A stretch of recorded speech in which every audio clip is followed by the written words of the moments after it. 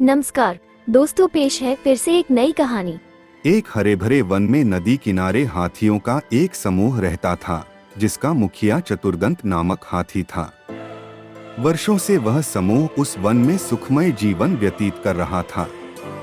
लेकिन एक समय वन अकाल की चपेट में आ गया। नदी का जल सूख गया, वन की हरियाली चली गई और हाथी भूख प्यास से मरने लगे। इस विपत्ति से निकलने की प्रार्थना लिए सभी हाथी अपने मुखिया चतुर्दंत के पास गए और बोले, गजराज, इस अकाल की स्थिति में यदि हम और अधिक इस वन में रहे तो काल का ग्रास बन जाएंगे। यहाँ भूखे प्यासे रहना दुष्कर है।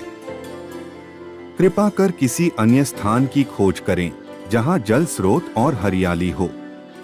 चतुर्दंत विचार मग्न हो गया। कुछ देर विचार करने के बाद वह बोला, यहाँ से कुछ दूरी पर एक तालाब है जो पूरे वर्ष जल से परिपूर्ण रहता है। हमें वहीं चलना चाहिए। कल सुबह ही हम सब उस तालाब की ओर चलेंगे। अगले ही दिन सभी हाथी उस तालाब की ओर चल पड़े। 5 दिन और 5 रात की यात्रा पूर्ण कर वे वहां पहुंचे।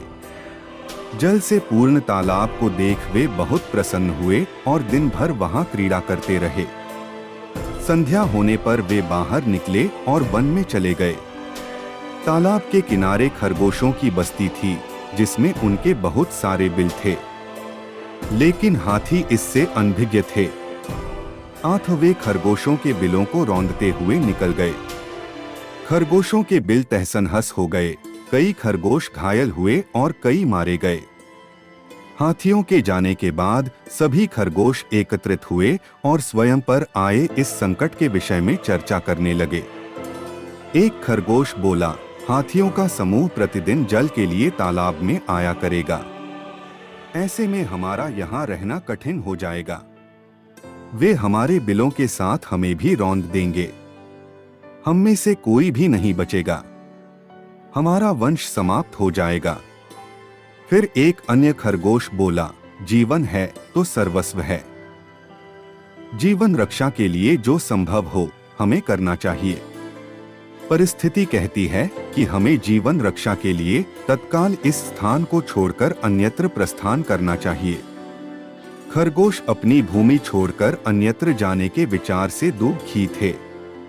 उनका दुख देख लंबकर्ण नामक खरगोश आगे आया और बोला, हम वर्षों से इस भूमि पर निवास कर रहे हैं। हम अपनी भूमि क्यों छोड़े? इस भूमि पर हमारा अधिकार है। हमें हाथियों से बात कर उन्हें यहाँ आने से रोकना चाहिए। लेकिन उनसे कौन बात करेगा? कौन उन्हें समझाएगा? सभी खरगोशों ने एक स्वर में पूछा। मैं उनसे बात करूंगा और यहाँ आने से मना करूंगा। लंबकर्ण बोला, लेकिन क्या वे तुम्हारी बात मानेंगे? अवश्य मानेंगे। मेरे पास एक युक्ति है। मैं उनसे कहूंगा कि ये तालाब चंद्रमा में बैठे खरगोश का है और उसने आप लोगों को यहाँ आने से मना किया है। संभवतः वे मेरी बात मान जाए। लंबकर्ण बोला। अगले दिन लंबकर्ण हाथियों के मुखिया से मिलने तालाब के मार्ग में स्थित एक ऊंचे टीले पर बैठ गया। जब हाथियों का समूह वहां से गुजरा तो वह हाथियों के मुखिया चतुर्दंत से बोला, गजराज, क्या आपको ज्ञात नहीं, यह तालाब चांद में रहने वाले खरगोश का है। आपको बिना उसकी अनुमति के इस तालाब के जल का उपयोग नहीं करना चाहिए। चतुर्दंत ने पूछा, तुम कौन हो? मैं चांद में रहने वाले खरगोश का संदेशवाहक हूँ। उसने मुझे अपने संदेश के साथ आपसे मिलने भेजा है। लंबकर्ण बोला, संदेश क्या वह है? चतुर्दंत ने फिर से पूछा। संदेश है कि इस पवित्र तालाब में चंद्रदेव का वास है, इसलिए तुम लोग इसके जल का उपयोग नहीं कर सकते। मैं कैसे मान लूं कि यह तालाब चंद्रदेव का है?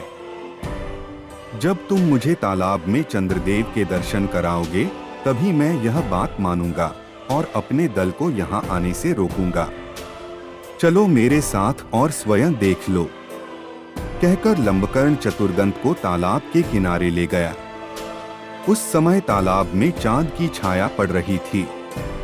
लंबकर्ण चतुर्दंत को वह छाया दिखाते हुए बोला, गजराज, देखो तालाब में चांद का वास है, अब तो मेरी बात मान लो।